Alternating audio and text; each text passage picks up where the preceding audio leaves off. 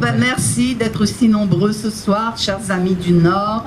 Le thème de ce soir, qui a été décidé à l'unanimité la dernière fois, c'est qu'est-ce que le pardon?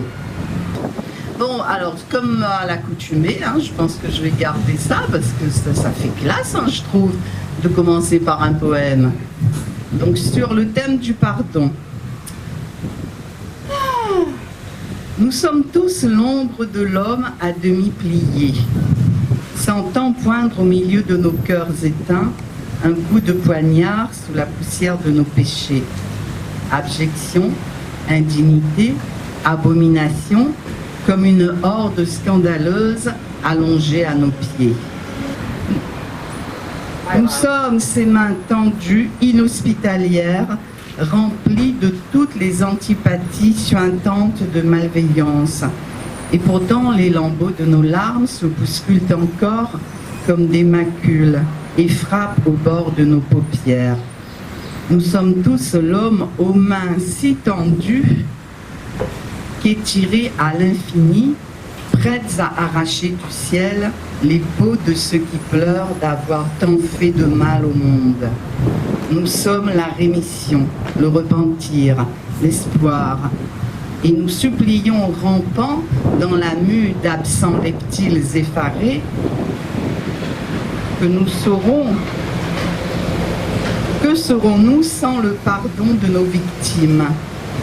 Que serons-nous balbutiant à la porte de leur silence si froid que nos sangs dans nos cités se figent? Que serons-nous sans leur absolution?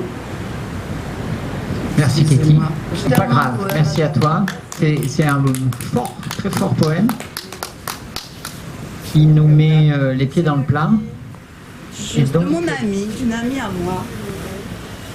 Tu ne donnes pas le nom? Non. Discrétion, d'accord. Je la protège. Bon, en tout cas, merci. Je trouve que, je me répète, pardonnez-moi, mais nous avons mis les pieds dans le plat, puisque d'emblée, nous sentons tout ce qu'il y a de lourd qui se cache derrière le pardon. Et je pense pourtant que ce n'est pas ça qui était dans l'esprit de ceux qui, unanimement, tu l'as rappelé, ont la dernière fois décidé de parler du pardon. Donc, comme je l'ai annoncé, je pense l'avoir annoncé, je vais faire une très brève introduction, une minuscule problématisation, et ensuite je laisserai la parole à chacun de ceux qui ont voté pour le pardon, donner leur vision, leur problématique éventuellement.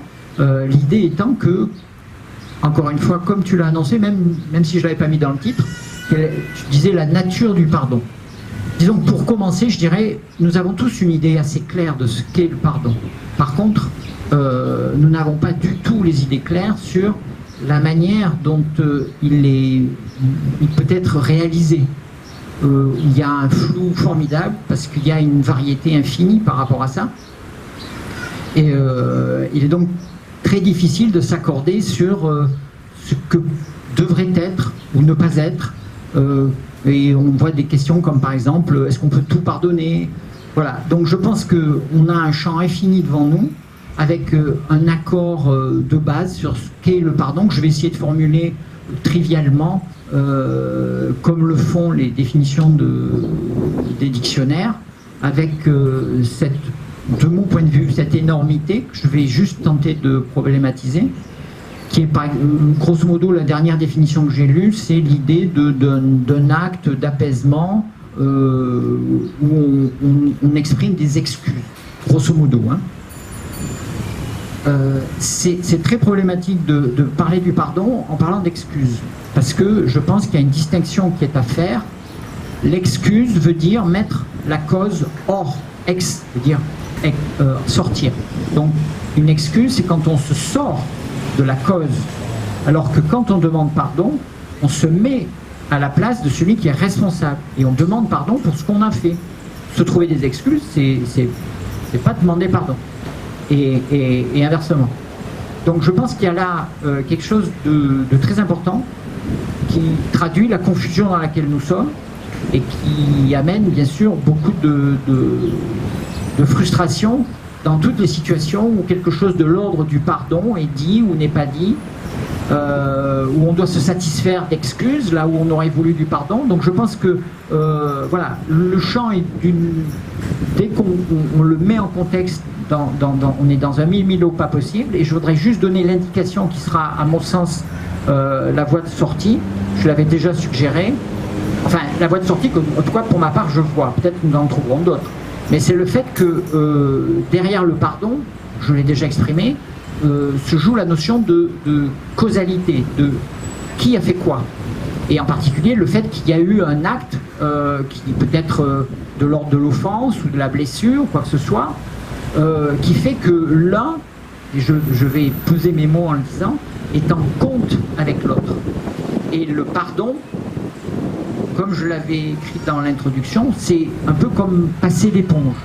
Mais on passe l'éponge sur une ardoise. C'est-à-dire il y avait vraiment un compte. Et ça nous renvoie à quelque chose qui est anthropologiquement très, très profond, parce que absolument archaïque, qui est la notion de culpabilité, de faute, de péché aussi, qui en anglais, enfin dans les langues anglo-saxonnes, ont conservé une similitude, et je m'arrêterai avec ça, une similitude intéressante avec l'argent. C'est-à-dire que la culpabilité en anglais se dit guilt, et par exemple en allemand, l'argent ou l'or peut-être se dit Geld.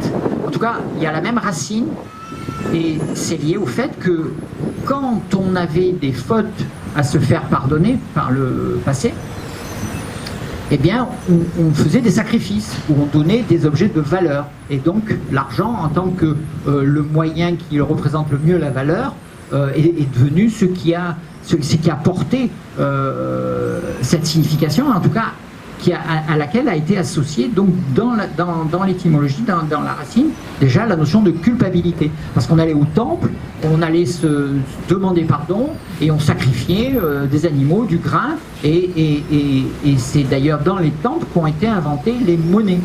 Parce que c'était le lieu où ce qu'on amenait en sacrifice, qui était mesuré très précisément, trouvait son équivalent aussi en argent ou en or. Donc en fait, on se retrouve ici d'emblée, toujours déjà, et c'est pas une surprise, dans une dimension religieuse, dont on s'est peu à peu éloigné, mais qui est quand même toujours présente dans notre culture, et qu'on, je pense, on ne va pas cesser de recouper chemin faisant.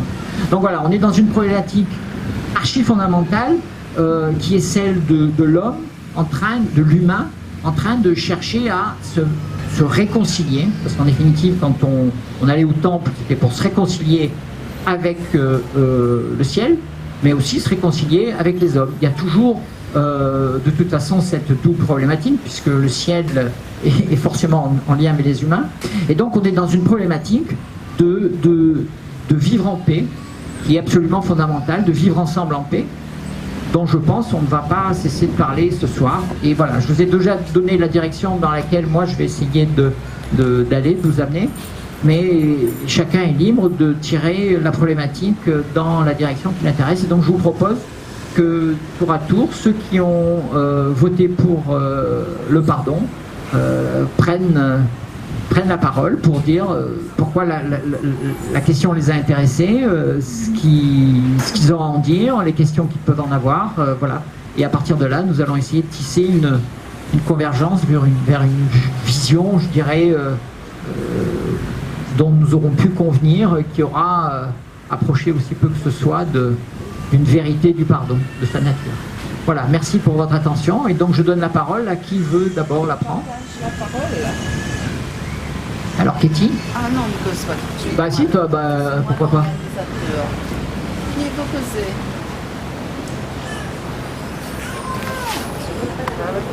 Alors Daniel? C'est bon. Alors moi, ce qui m'avait intéressé quand j'avais voté pour le pardon, c'est d'une part notre capacité individuelle à pardonner. Quand je dis capacité, notre capacité volonté. Peut-être que les deux sont liés. Même si on veut, on ne peut pas. Enfin, je me doute qu'il va y avoir des situations où, même si d'un point de vue moral, religieux, on a décidé, on a fait le choix de vouloir pardonner, mais notre capacité intérieure, elle est juste pas là, elle est juste absente, quoi. Donc voilà, moi c'est ça qui, ouais, c'était un petit peu le chemin qui m'avait intéressé. Et puis, ben, j'avoue aussi que le pardon, je l'ai aussi spontanément mis en lien avec une certaine situation que nous vivons depuis un certain temps. Voilà. Je m'arrête là. Excuse-moi, pour être sûr de t'avoir bien compris, en somme, tu nous proposes en tout cas ton interrogation sur le distinguo qu'on peut faire, la différence que tu vois entre la capacité et la volonté. En somme, des fois on peut avoir la volonté mais pas la capacité. C'est ça que tu problématises. Oui, on peut le on peut poser ça, voilà, entre la volonté et la capacité de pardonner. Voilà. Alors, si tu me permets d'essayer de reformuler, on pourrait se poser la question, qu'est-ce qui fait que quand on pourrait avoir la volonté ou disons le désir de pardonner, on ne s'en sent pas capable, c'est ça? Qu'est-ce qui peut nous arrêter dans cet élan? Est-ce qu'on peut le formuler comme ça? Ça te va? Ok. Bon, je laisse la question ouverte, on y reviendra après. Pour le moment, nous faisons le tour. Bon, ben, m'a posé un petit coup alors. Donc cette histoire de sujet là, en fait moi j'avais posé la question suite à notre thème de l'amour. À la fin j'avais évoqué la question de la trahison. Et Truc a dit, ben voilà le thème pour la prochaine fois, ça va être le pardon. La question du pardon. Donc je vais un petit peu broder là autour de quand c'est individuel. Après, ça sera collectif, c'est-à-dire Covid, procès Nuremberg, tout ça. Par exemple, tu vois, quand on se sent trahi, que ce soit par des amis, il y a comme un sentiment, un manque de reconnaissance. Des blessures qui parfois sont très anciennes, des blessures de l'enfance. Donc c'est pour ça que je parlais d'excuses de la part de l'autre, mais c'est comme tu as comme tu as expliqué. Enfin, je sais que dans une situation de blessure, et cet après-midi j'écoutais Louis Fouché. Louis Fouché évoquait aussi une situation de blessure, mais sans l'employer comme ça. Il disait qu'il parlait de ses collègues qui l'avaient pas soutenu, qui n'avaient pas été solidaires de lui, quand il leur a dit « ma femme est en train d'accoucher, je serai absent », et ils l'ont insulté, ils n'ont pas été du tout solidaires de lui. Donc ça provoque des blessures. Lui, il dit, finalement, ma femme a accouché dans la maternité où je travaille, donc j'ai pu être avec elle, j'ai pu être avec mon fils, mais des blessures comme ça, on en vit tout le temps, individuellement, tous les jours. Et ça peut faire très mal. Donc, autour de cette idée-là du pardon, moi, personnellement, comment j'agis ? Je me dis que je dois pardonner parce que sinon, je continue à me polluer, à m'empoisonner moi-même si je ne suis pas dans la possibilité de pardonner à la personne qui m'a fait du mal. Mais ceci dit, comme cette personne, probablement, elle ne s'est pas forcément excusée, pour que je lui pardonne véritablement, je suis obligée de prendre des distances avec elle. Tu vois ? Il y a cette idée-là que moi, la question du pardon, pour moi en tant qu'individu. Après, voilà, par rapport au Covid, on en parlera plus tard.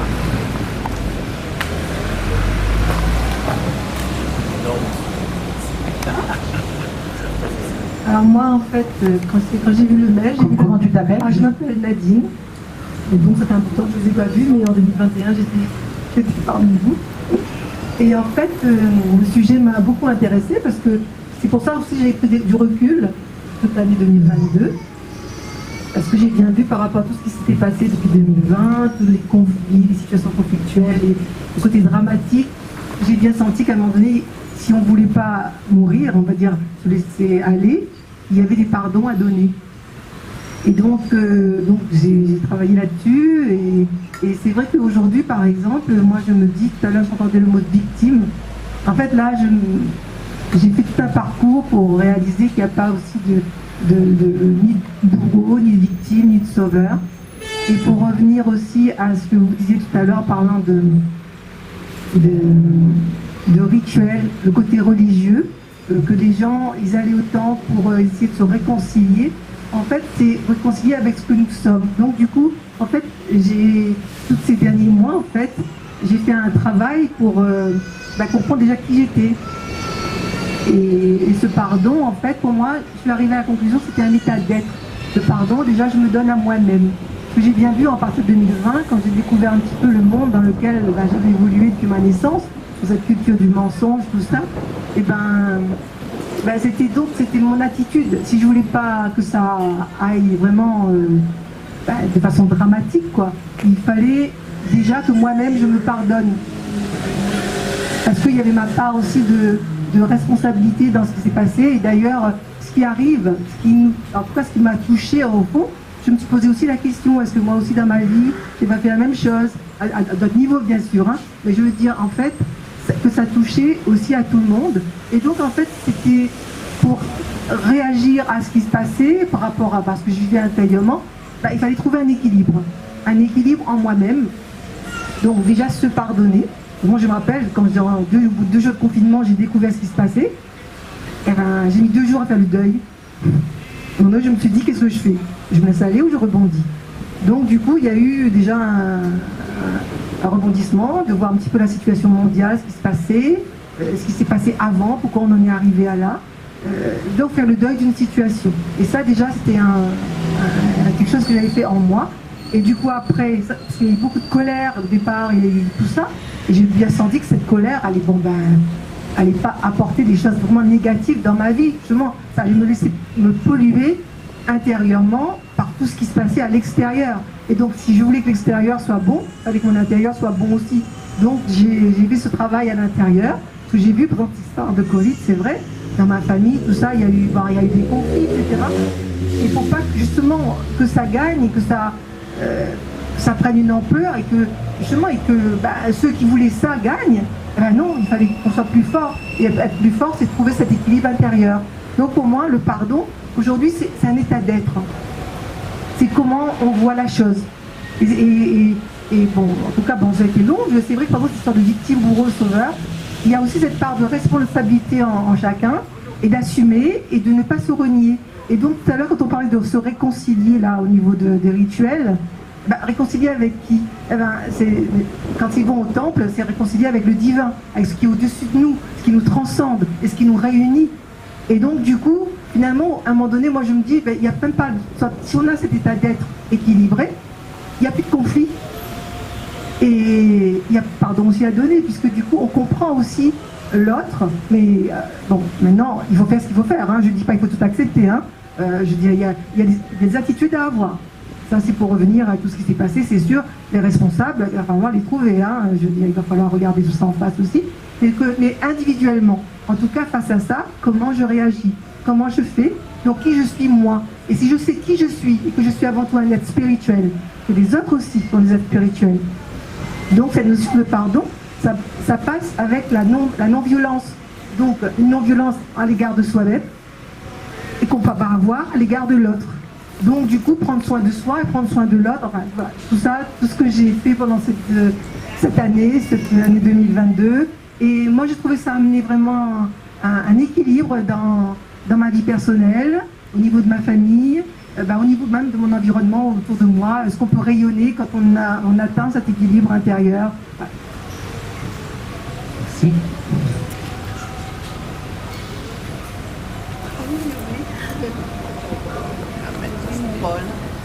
Alors, qui souhaite intervenir ou qu'est-ce que je fais? Je réagis à ce qui a déjà été...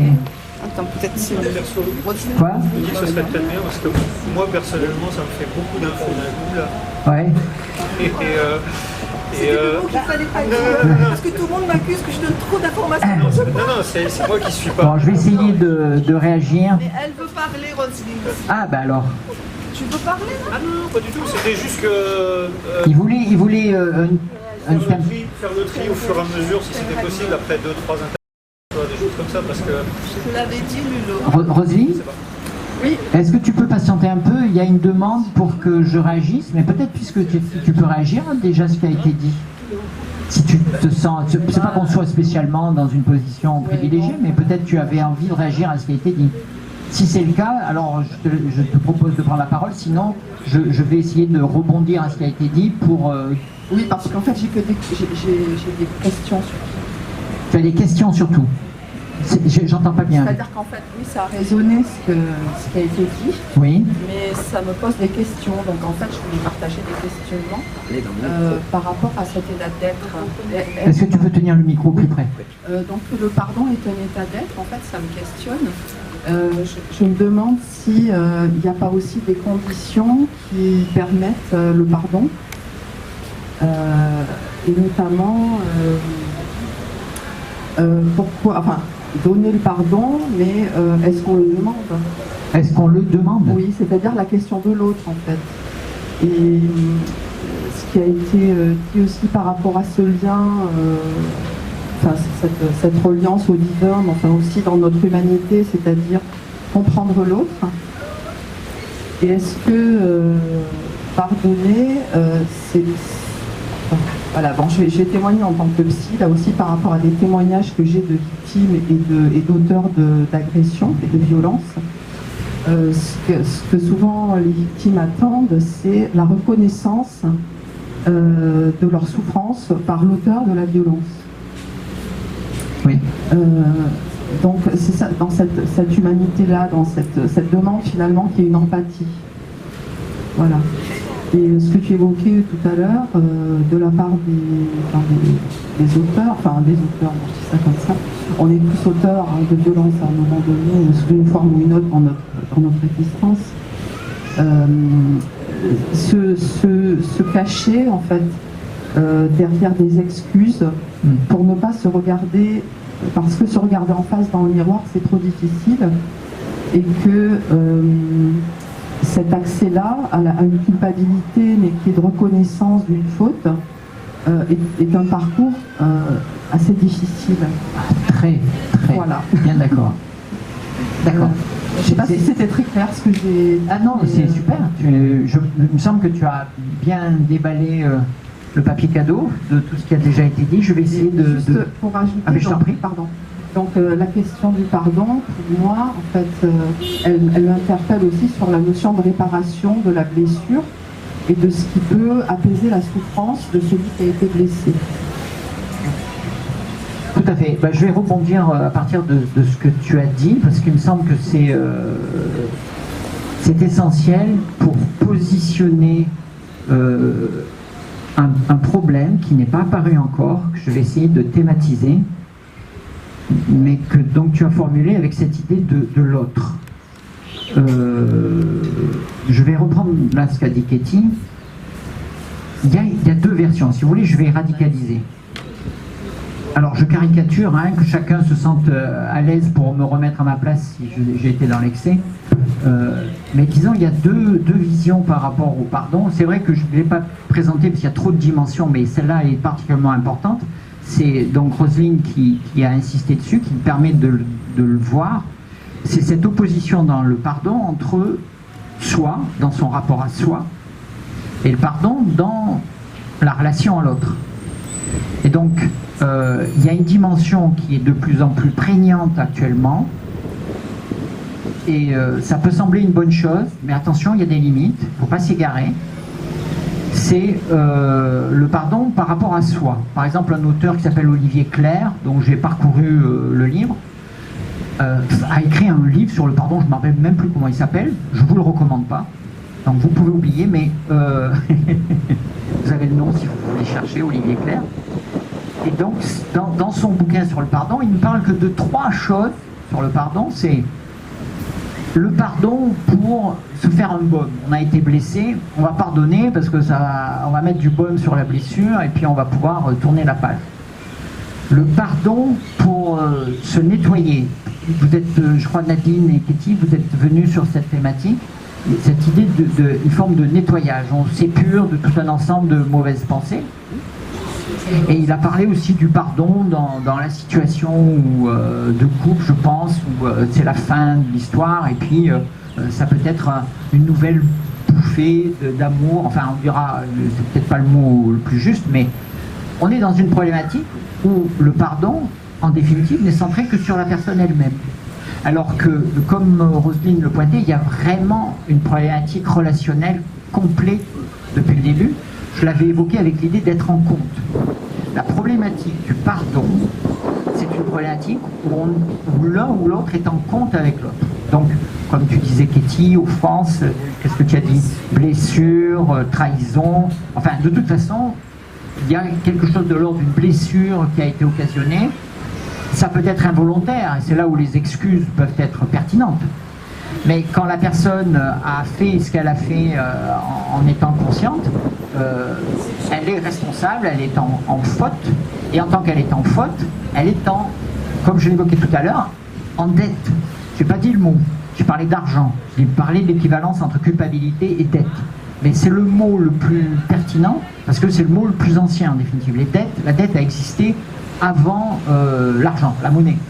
La monnaie a émergé par la suite. La dette, c'était vraiment cette dette qu'on avait vis-à-vis du ciel, qu'on amenait au temple, et ensuite entre personnes aussi. Et je vous invite vraiment à lire le magnifique livre de David Graeber, Dette, 5000 ans d'histoire. C'est vraiment un monument. Il a des faiblesses, mais vous ne perdrez pas votre temps.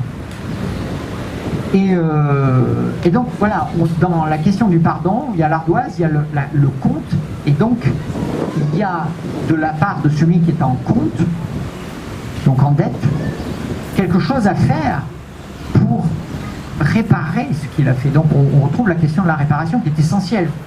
Et c'est très vrai que la première forme de réparation, c'est de reconnaître ce qu'on a fait. C'est donc déjà de se reconnaître dans la situation de celui qui a fait. Et comme tu l'as dit, Roselyne, c'est extrêmement difficile. J'ouvre une toute petite parenthèse, mais c'est pour dire, comme la chose me paraît importante, et ça sera l'occasion, je pense, de faire un autre café psy, c'est ce qui m'est arrivé, j'ai prêté une cassette d'un film horrible, mais formidable, qui s'appelle Angel Heart, avec Mickey Rourke. Je l'avais prêté à un ami prêtre, et puis il l'a égaré. Bon, j'ai patiemment, je l'ai tanné, en me disant, est-ce que tu peux le retrouver? Finalement, il l'a commandé et il me l'a rendu. Parce que je considère que ce film est pédagogique, je dois l'avoir avec moi pour pouvoir le passer dans certaines situations à certaines personnes.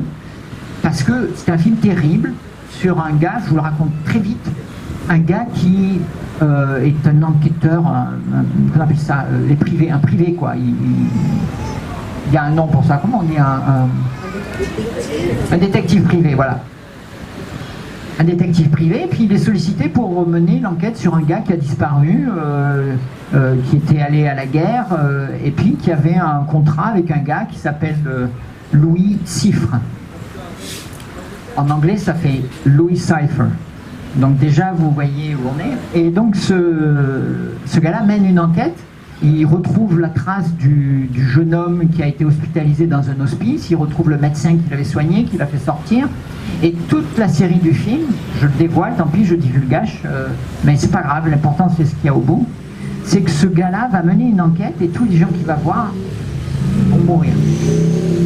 Dans la série, il y aura Charlotte Rampling un peu vers la fin, enfin tous vont mourir, jusqu'à ce qu'à la fin, ce gars-là, au bout de son enquête, un peu comme Oedipe dans la mythologie, va découvrir que le gars qu'il cherche, c'est lui. Parce que le gars qui était à l'hôpital, à la guerre, qui était revenu après la guerre, était amnésique. Et donc lui, il avait oublié qu'en tant qu'il voulait devenir chanteur, il avait passé un contrat avec le diable, et il était en compte avec le diable, et c'est le diable qui était venu lui dire « vas-y, mène ton enquête ». Et donc il arrive au bout de l'histoire en ayant découvert que c'est lui qui avait vendu son âme au diable et qui a tué toutes ces personnes-là. Et donc c'est une histoire terrible parce que c'est tout à coup la culpabilité la plus poisseuse, la plus terrible, la plus monstrueuse qui soit, tombe sur le héros qu'on a accompagné et que par empathie on ne peut pas ne pas éprouver l'horreur de... Et le film l'a traduit assez bien, mais avec délicatesse, ne vous inquiétez pas. Enfin, oui, quand même, si, délicatesse par rapport à l'ensemble, donc je vous le recommande vivement. Et donc c'est un film dans lequel la question de la culpabilité est cardinale. Et je tiens à ce film parce que c'est précisément ce que j'expliquais à mon ami Brett, c'est, je crois, un film qui aide à toucher du doigt le caractère effroyable à un moment donné pour les narcissiques que nous sommes devenus actuellement dans nos sociétés, que le caractère effroyable de venir prendre la position de responsabilité et de dire ah, mon Dieu, je reconnais, c'est moi qui ai fait ça, moi et personne d'autre. Et ça, c'est très très dur. Et en fait, c'est là que commence la possibilité du pardon, par le fait, c'est-à-dire d'être pardonné par celui à qui on a fait quoi, par le fait de commencer par reconnaître que c'est soi qui avons fait ça à l'autre, qui est reconnu dès lors en tant que victime. Et à qui on est alors, et alors seulement en possibilité de demander pardon véritablement. Un vrai pardon, pas des excuses. Et je dirais, c'est dans ce contexte terrible, mais auquel je tiens, parce qu'en définitive, la problématique du pardon, comme je disais, elle a une lignée anthropologique, elle remonte à l'origine de l'humanité, qui est une origine, je l'avais évoqué, je pense, la précédente fois, une origine sacrificielle, donc une origine dans laquelle les hommes se réconciliaient par la violence de tous contre un. Le fait qu'à un moment donné, chacun, et donc là je vous livre un peu ma pensée, mais c'est pas grave, on est là pour ça. En fait, le drive, alors c'est un mot anglais, pardonnez-moi, mais l'aspiration fondamentale de l'humain, et je vous mets au défi, je paye une bouteille de champagne si vous pouvez me trouver quelque chose de plus fort que ça, l'aspiration fondamentale de l'humain, c'est d'être avec les autres, d'être en union, en communion, et donc on est prêt à payer très cher, même faire beaucoup de mensonges, pour ne pas se sentir rejeté, arraché à cette union dont on a tellement besoin. Et de là vienne la fuite devant la tâche terrible qui consiste à reconnaître sa faute, parce qu'il faut surmonter la peur d'être rejeté pour ce qu'on a fait. Alors qu'on a tellement envie d'être avec. Les Allemands ont deux mots pour ça, c'est le Mitsein. Et donc, c'est de là, c'est dans ce contexte-là que l'homme, à mon sens, on doit chercher à le comprendre, parce que l'homme, dès le début, a eu à gérer la violence de tous contre tous. Et le moyen qu'il a trouvé pour se faire, à permettre à tout le monde d'être ensemble, en communion, c'est de faire une belle communion contre un qui est le monstre qu'on a tué, qui est mort, qui a été sacrifié. Quand on regarde de l'extérieur, c'est un... Mais par sa mort, il a rassemblé tout le monde. Et ça, ce dont je vous parle, on le trouve à l'origine de l'humanité. C'est un processus archaïque qu'on appelle dorénavant le processus du bouc émissaire, mais dont René Girard a postulé que c'est lui qui est à l'origine de toutes les religions. Et à l'origine de l'humain, on trouve du sacré et sacrificiel, partout. Donc c'est vraiment un des universaux de l'humain. Et donc c'est là où on peut aller chercher la problématique fondamentale derrière le pardon, c'est la problématique de l'innocence, le fait de pouvoir être purifié. Et c'est là où on retrouve cette problématique qui a été évoquée du pardon, où il ne s'agit pas simplement de se purifier soi, ça c'est l'interprétation moderne, j'aurais à revenir sur le caractère problématique de cela, mais c'est le fait que par les sacrifices qu'on va consentir, le premier étant de reconnaître, de faire acte de repentance, il y a expiation, tout ce qu'on voudra, de sacrifice, et de demande de pardon, on peut se laver. Et c'est ça que, à mon sens, il ne faut pas perdre de vue dans la grande casse qui a amené la Révolution française et tout ce qu'une certaine élite laïque, on dira, a voulu faire, de destruction du religieux. C'est quand même ça qu'il y avait derrière le religieux, c'était le moyen de vivre ensemble, qui a d'abord été un moyen violent, de réconciliation violente, mais qui dorénavant, dans de plus en plus de religions, est une réconciliation non violente. Mais elle passe par une demande en pardon. Et je pense que donc, voilà, la grande opposition, et je vais m'arrêter avec ça, actuellement, c'est que dans une interprétation New Age, à qui je ne veux pas jeter la pierre, parce qu'elle apporte du bon, elle l'aide à se mettre en paix, mais elle a quand même cet aspect, à mon sens, déficient, c'est quand c'est le cas, c'est-à-dire quand elle n'est pas à la verticale, qu'elle n'est pas tournée vers le ciel. Il faut se rappeler qu'à l'origine, c'est quand même de là qu'est partie cette formidable solution qui est le pardon pour vivre en paix. Et donc, je termine avec cette idée que si nous voulons vivre en paix véritablement, il nous faut savoir pratiquer non pas le pardon seulement, mais pratiquer la demande en pardon qui suppose en fait la capacité à être responsable, savoir reconnaître quand on a été pas bon, on est parti à la faute, savoir la prendre plutôt que de la rejeter sur les autres, comme ce pauvre directeur, chef de gare grec qui va porter toute la misère du train grec et qui va peut-être passer sa vie en prison parce que deux trains se sont télescopés alors qu'il était un novice et qu'un tel système n'aurait pas dû exister. Donc c'est comme en France on appelle ça le lampiste. C'est encore la tactique du bouc émissaire. Je pense que nous pouvons être dorénavant capables de beaucoup mieux que ça. C'est l'idée d'être responsable. Voilà, je vous ai livré à la va-vite. Donc je vais quand même terminer avec parce que j'ai pas mal répondu en fait aux thématiques qu'a développé Nadine, mais je vais essayer de répondre à Daniel. Je dirais que quand on a le désir, on aurait l'envie, je dirais la velléité, si on ne peut pas dire la volonté tant qu'on ne passe pas à l'acte, mais de pardonner, si on n'en est pas capable, c'est que peut-être comme l'a dit Roselyne, les conditions du pardon ne sont pas remplies. C'est-à-dire, qu'a fait l'autre pour mériter un pardon ? Et au fond, qu'est-ce que je vais faire dorénavant, dès lors que éventuellement je prends conscience que l'autre n'est pas capable de demander pardon, qu'est-ce que je vais faire de mon ressentiment? Et c'est là où en effet il faut être capable de pardonner, en dépit du fait que les conditions ne sont pas remplies. Et alors on pourra trouver cette paix, cet apaisement pour soi. Mais c'est parce qu'on aura dû renoncer à la relation à l'autre, qui est quand même fondamentalement ce dont nous avons tous besoin. Voilà, j'espère... Le prix est lourd. Pardon ? Le prix est lourd quand même. Le prix est très très très lourd. Renoncer à la relation. Ah ben, là en l'occurrence, quand il s'agit d'une personne dont on prend conscience qu'on ne peut pas attendre de pardon, il y a des personnes comme ça, il n'y a rien à attendre. Mais il y a des fois où la chose est facile, je vais terminer alors avec cette note positive, je te remercie pour ta réaction, c'est qu'il y a plein de personnes sur Terre qui pardonnent sans même en avoir conscience. Ce sont tous les parents qui sont dans l'attitude d'agapé, donc d'amour chrétien vis-à-vis de leur enfant. L'enfant fait offense, mais il est complètement trop petit pour pouvoir prendre conscience, pour pouvoir demander pardon, pour pouvoir réparer. Et les parents n'en tiennent pas compte. Ils pardonnent, ils passent. Ils font juste s'en tenir au cadre, j'espère pour eux, qu'ils ont su mettre en place.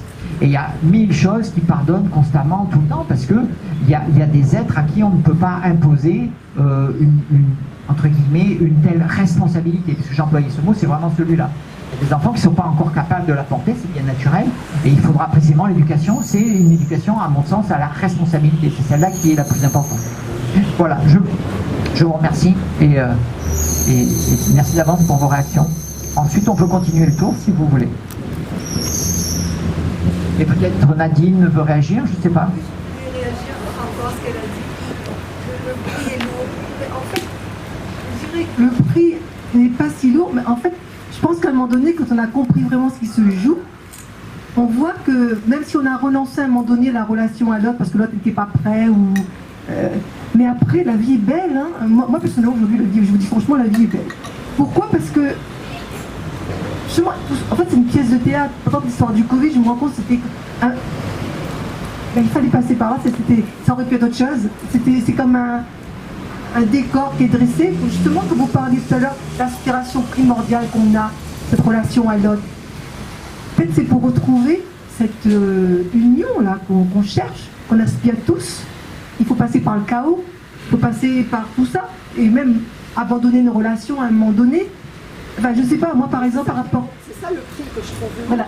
Mais après, quand le résultat peut déboucher sur quelque chose de très beau. Moi, je vois par exemple le Covid à mes enfants, par exemple.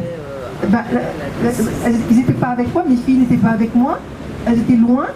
Je ne savais pas ce qu'elles ont vécu. À un moment donné, elles n'ont pas osé me dire, mais elles se sont fait vacciner. Il y a eu un clash. Mon Dieu, j'ai mis 3 semaines pour m'en remettre. Et ça a eu un clash. Mais aujourd'hui, en 2023, ça y est, la réconciliation a été faite, les leçons ont été tirées de part et d'autre.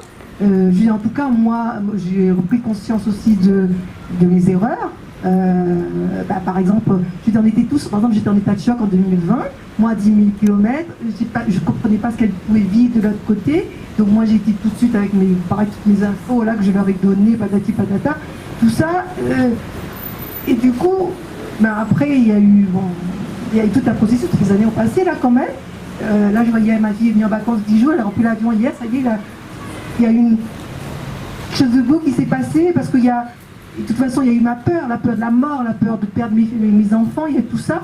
Donc du coup, une fois qu'on a pris conscience de tout ça, et je prends conscience de qui est l'autre, de qui je suis, moi aussi en tant que maman, comment j'ai pu réagir, comme j'ai pas bien réagi non plus, je veux dire, je ne pouvais pas faire autrement, je pouvais, en fonction de mes moyens de compréhension, du niveau de compréhension que j'avais à ce moment-là. Ce sont des excuses. Voilà, du coup je me suis cherchée, mais en même temps j'ai compris qu'il y avait des choses à transcender. Donc du coup quand on les transcende, après le résultat est beau. Et ça a été dur, hein, parce qu'en bout de temps quand même, il y a eu un froid, il y a eu voilà, tout ça, mais après quand on transcende la chose, je ne crois pas au mot transcender. Tu me pardonnes, Nadine? Moi, personnellement, je ne sais pas ce que tu mets derrière le mot transcender. Et moi, c'est le mot que j'utilise. Maintenant, qu'est-ce que je mets là-dessus? C'est vraiment dépasser, c'est aller au-delà. Moi, c'est ça, quand je pense transcender. Et par exemple, on parlait de l'autre. Moi, je vois que l'autre, c'est exactement comme moi. Nous sommes tous des êtres spirituels, nous sommes tous connectés. Et du coup, on a chacun notre niveau de compréhension. Quand on parle de l'enfant n'est pas prêt. Après, il sera prêt, il y a une évolution, donc à un moment donné, il faut comprendre tout ça. Moi aussi, par exemple, je n'étais pas prête à un moment donné, après, il y a une évolution, pareil pour les enfants, donc pour moi, c'est ça, transcender, c'est aller au-delà, dépasser ce qui nous bute, les trucs qu'on bute, quoi, en fait. Oui, je comprends ce que tu dis, Nadine, mais j'ai le sentiment que ça va bien par rapport à la situation que tu as évoquée, qui est de relation à tes enfants. C'est-à-dire qu'avec la chair de sa chair, on peut dépasser, je dirais pas transcender, mais on peut dépasser un certain nombre de malentendus, de choses, on peut passer dessus, parce que le temps ayant amené l'apaisement, au fond, on n'a pas besoin d'aller creuser. Il y a aussi des concepts, hein, par exemple la peur de voir quelqu'un mourir, par exemple. Moi, aujourd'hui, par exemple, j'ai appris aussi à me détacher, même par rapport à mes enfants. J'ai compris que mes enfants étaient adultes, elles avaient 30 ans passés, et qu'elles étaient libres aussi de leur choix, elles étaient responsables aussi. Et maintenant, elles assument, hein, je veux dire. Et comme moi aussi, j'assume ce que je fais dans le détachement. Moi, je mets le détachement aussi là-dedans.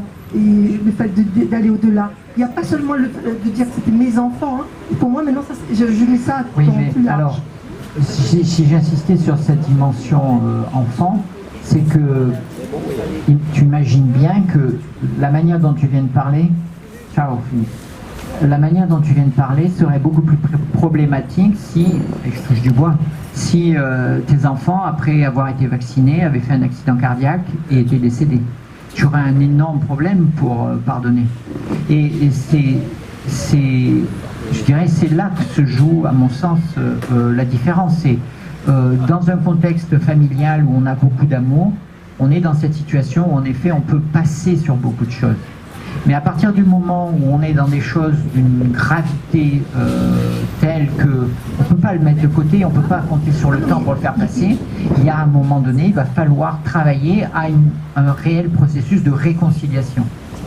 Et comme le disait Roselyne, ça passe par une reconnaissance d'abord de ceux qui ont fait les méfaits. Voilà, donc il y a tout, je dirais, le train de la justice des hommes qui doit passer pour qu'il y ait un sentiment de justice. Je suis complètement d'accord. C'est après que qu'on ait le sentiment que la justice ait fait ce qu'elle a pu, on est tous, je pense, assez conscients que la justice, quand on perd un enfant, par exemple, ne fera jamais assez. Elle ne va pas nous donner un sentiment de satisfaction de œil pour œil, dent pour dent. Un enfant perdu, rien ne va le remplacer, même si le gars est découpé en tranches fines. Donc, va y avoir nécessairement, à un moment donné, à pardonner, en effet, pour se retrouver en paix, pour passer sur cela. Mais au moins, la justice des hommes sera venue et éventuellement, le malfaiteur aura pu reconnaître son forfait et ça aura déjà été un soulagement. Parce que, De toute façon, derrière... tous les enfants sont nos enfants. Moi, quand je vois les autres, moi aujourd'hui, cette histoire de responsabilité, c'est clair. Ok, mes enfants, ils ont, bon, pour l'instant, on en sait rien, hein, parce que de toute façon, je sais pas ce qu'il y a dedans. Mais je veux dire, tous les enfants, pour tous les autres enfants, c'est sûr, la notion de responsabilité doit être établie. Et moi, personnellement, c'est sûr que de mon côté aussi, je vais œuvrer pour que ça se passe. Mais c'est en ça que j'assume aussi mon positionnement. C'est-à-dire que face à ce que j'ai compris, donc chacun aussi doit assumer. J'assume, mais les autres aussi doivent assumer. Donc il faut... Voilà, mais donc ça nous met face à, je vais laisser la question ouverte, mais face à l'alternative, il y a le pardonner intégral, qui ne cherche pas réparation, et il y a le pardonner qui ne se pense, qui ne se conçoit, qui ne s'entend qu'après que la réparation judiciaire ait eu lieu et qu'une forme de justice ait été opérée. Et donc, voilà, on pourrait chercher à opposer les deux. Moi, personnellement, je n'ai aucune difficulté à penser que la justice des hommes doit prévaloir et que la question du pardon est ensuite une question personnelle qu'on peut, je dirais, décider de faire pour se mettre en paix éventuellement avec l'agresseur, mais sans du tout avoir mauvaise conscience de ne pas demander sa grâce ou je ne sais quoi. Je veux dire, un criminel, à mon sens, il est logique, il est normal que la justice le sanctionne comme il se doit, et ensuite on pourra toujours soi-même faire le travail d'accompagnement de ça en se mettant en paix avec lui, éventuellement en lui parlant, comme le pape est allé voir le gars qui avait tenté de le tuer, il a échangé, ils ont longuement dialogué. Il y a plein de personnes qui font ça, des parents même qui vont parler à la personne qui a tué leur enfant. Des fois c'est sans faire exprès parce que c'était un conducteur, des fois c'était intentionnel mais c'était dans un état de rage pas possible. Donc il y a eu une forme de compréhension et un pardon qui a pu avoir lieu, mais qui s'est fait sans que la justice, avec la justice qui a quand même poursuivi son cours normalement. Donc voilà, je pense qu'il y a une alternative à ce niveau, mais je laisse la parole puisque nous avons une nouvelle venue qui va nous en parler. Oui, bonjour, excusez-moi d'être en retard. En fait, la justice, elle a de plus en plus tendance à instaurer cette notion de pardon et à mettre face à face les victimes et les auteurs et à mettre en place la notion du pardon. Moi, j'avoue que j'ai du mal à vivre ça de la part de la justice, parce qu'autant il me semble que ça peut être une action qui est vécue à part par la victime, mais faire peser ce devoir sur la victime, ça me paraît pas juste. Ah, j'applaudis. J'applaudis. 100% d'accord. Et oui, mais c'est une notion qui entre tellement en ligne de compte que si on dit qu'on n'est pas d'accord avec ça, on apparaît pour un être totalement rétrograde. Et c'est ignoble. Enfin, moi je trouve que c'est ignoble cette situation-là de... À qui doit bénéficier le pardon, c'est ça aussi. Exactement. Voilà. Non, mais de quoi se mêle la justice? Voilà, c'est pas son rôle. Exactement. Moi, c'est pas du tout son rôle. Et elle a tendance à ne pas faire le rôle qui est le sien et extrapoler sur d'autres problèmes. C'est mon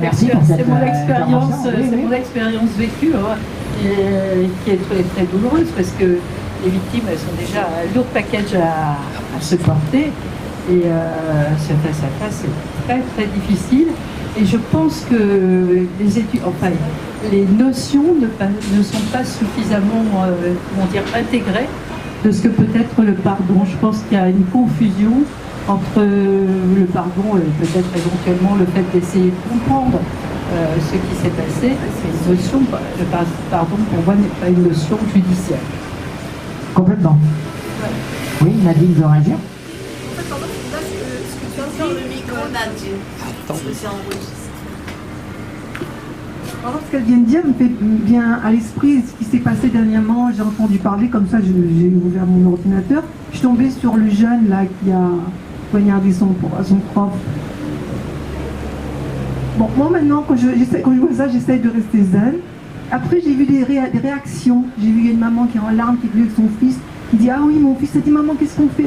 On va apporter une fleur. » Je dis, à aucun moment, par exemple, non, on se place du côté aussi là, de celui qui a donné le coup de couteau, par exemple. Quand j'ai vu, je me suis dit, mais mince, avec tout ce qu'on vit actuellement, ce jeune qui a vécu 3 années de masque à l'école, on ne sait pas, lui, je veux dire, son vécu, ce que ça a été, qu'est-ce qu'il y a, le contexte dans lequel nous vivons actuellement. Je veux dire, on peut trouver aussi des arguments, quoi, je veux dire, pour le défendre. Donc, quelque part, moi, quand j'ai vu ça, je me dis, finalement, est-ce qu'on comprend vraiment ce qui se joue? On est là avec les émotions, on se laisse aller avec nos sens. Est-ce que vraiment on comprend ce qui se joue réellement? Et on est là tout de suite à réagir. À un moment donné, je crois qu'il faut aussi, je sais pas, regarder les deux côtés justement. Et c'est là qu'on voit, ça dépasse l'entendement. Oh, oui, je vais laisser. Pardon, comment tu t'appelles? Daniel. Daniel. Moi, j'ai pratiqué la justice pendant 35 ans.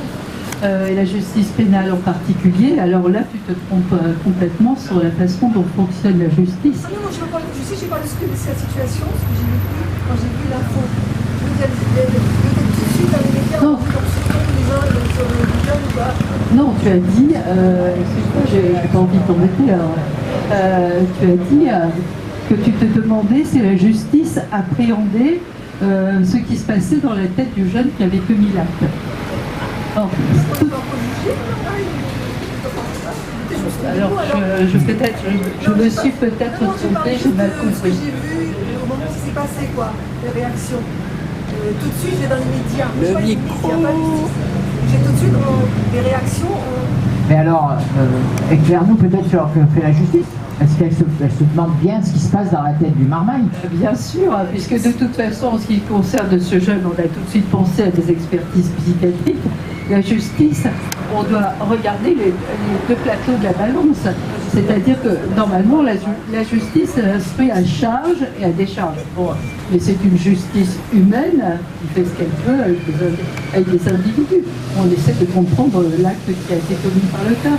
Et pour revenir sur ce que tu disais tout à l'heure, c'est vrai que jamais la justice ne pourra réparer, quelle que soit la condamnation, l'acte qui a été commis, quand il y a une vie qui a été perdue, cette vie, on ne va pas la ressusciter par l'opération du Saint-Esprit. Moi, quand j'allais aux audiences, qui sont les audiences d'alcoolémie, et je n'étais pas la seule à faire ça, je disais, mais aujourd'hui, on va être à une audience où ceux qui sont victimes trouveront que les peines ne sont pas suffisantes et ceux qui sont auteurs trouveront que les peines dépassent ce qui aurait été normal parce qu'on ne les a pas compris, on ne les a pas écoutés.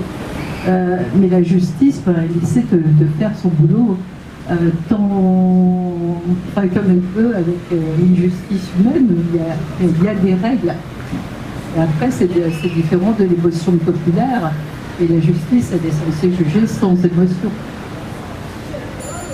Alors, je vais rebondir, sauf si quelqu'un veut prendre la parole, parmi ceux qui n'ont pas parlé surtout. Quelque chose Non Patrice? Ah, tu as sûrement quelque chose à dire. Ah, ça y est. Moi, j'ai un blocage face aux prises de parole, hein. Mais il y a un truc qui me turlupine depuis tout à l'heure, là. J'aurais bien aimé qu'on parle du pardon, mais enfin, comment dire, dans deux situations différentes. Il y a la situation de la personne qui est victime. Est-ce qu'elle peut pardonner? Quel est le processus qu'elle emploie pour pouvoir pardonner? Et de l'autre côté, il y a l'auteur de la faute. Donc je pense qu'il y a deux façons d'analyser le pardon. Un pour la victime et l'autre pour l'auteur. Oui, c'est une relation. Il y a bien en effet deux pôles dans la relation, on est d'accord. Et là, tout ce que vous dites est très sensé, très documenté, etc. Bravo. Mais pour moi, c'est tout mélangé. Vous n'avez pas séparé les deux situations. Oui. Ça me rend un petit peu confuse. Oui. Bon, merci. C'est la première fois que je prends la parole. Non, mais c'est bien. Alors, On peut peut-être faire un point par rapport à ça. Ouais, très bien, je voulais ramener le débat, ce que j'aurais dit Donc, des caractères. Je vais essayer de répondre. Pardon, rappelle-moi ton prénom. Marielle. Donc, c'est vrai que c'est le principe du Café Psy. J'ai fait une minuscule introduction et je n'ai pas voulu poser de grandes dimensions qui balisent le champ parce que je ne voulais pas cadrer a priori la discussion de manière trop rigide. Il me semblait qu'il y avait cette évidence, je l'ai souligné à un moment donné, du pardon qu'on fait à soi et puis du pardon où forcément l'autre nécessairement est là. Mais c'est vrai qu'en évoquant ça, à partir de ce qu'a dit Roselyne, je n'ai parlé que du caractère relationnel du pardon et je n'ai pas tenté clairement de ramasser ce qui avait été dit sous l'angle de la victime et puis sous l'angle de l'agresseur, on dira. Donc je pense qu'on a déjà dit pas mal sous l'angle de la victime, c'est elle, la victime, qui est concernée par la possibilité du pardon. Et j'insiste sur cette idée, la possibilité. Parce que, ainsi que ça vient d'être rappelé, le pardon n'est pas du tout. Le pardon, c'est un acte personnel qu'on opère à partir du moment où on a dans la vision, un peu comme l'évoquait Nadine, dans la vision des choses qu'on se donne, on devient tout à coup capable de dire « je cesse » d'entretenir de la haine et du ressentiment, une forme d'injustice, d'être en compte avec cette personne-là, je passe l'éponge. L'éponge, comme je le disais, sur son ardoise. Parce que quelque part, même si, comme ça venait d'être dit, la justice est passée, il a payé son dû à la société, mais mon enfant, lui, a disparu, je veux dire, il était toujours en compte avec moi. Mais à un moment donné, je décide que c'est bon. Je peux vous donner un exemple personnel que je trouve intéressant, c'est ma grand-mère, je l'ai vue une fois dans une situation qui était étrange pour moi parce que j'étais déjà adulte et je l'ai vue pour la première fois en présence de son mari, donc le père de ma mère. Et ça m'a beaucoup surpris et je lui ai posé la question parce que je lui ai dit mamie, toutes ces années quand on était petit, ce papy on l'a jamais vu parce que il y avait un problème. À l'époque je ne savais même pas ce qu'il y avait comme problème. On l'appelait papy glacé parce qu'on lui avait mis de la glace, il avait de la diphtérie. Donc voilà, j'étais avec cette image de on avait un papy glacé, ouais bon. Et puis voilà, adulte, je le vois enfin, et elle est invitée au repas, on se parle, tout va bien. Et elle me dit, ben oui, mais tu vois, c'est comme ça, à une époque, si j'avais eu un bouton, on m'avait dit, si tu appuies sur ce bouton, il meurt, je l'aurais fait. Tellement elle lui en voulait. Et puis, les années passant, elle s'est rendue compte que c'était la vie. Ma grand-mère était croyante, mais elle avait son énergie quand il s'agissait d'être en colère. Et ben voilà, c'est passé et elle a été capable de lui pardonner au point de pouvoir parler avec lui et puis évoquer la vie, la famille et les enfants et partager un instant ensemble. C'est-à-dire que le ressentiment était passé, elle n'était plus en compte avec lui, elle lui avait pardonné. Ça a mis beaucoup de temps. Voilà, je pense que c'est quelque chose que personne n'aurait pu lui demander.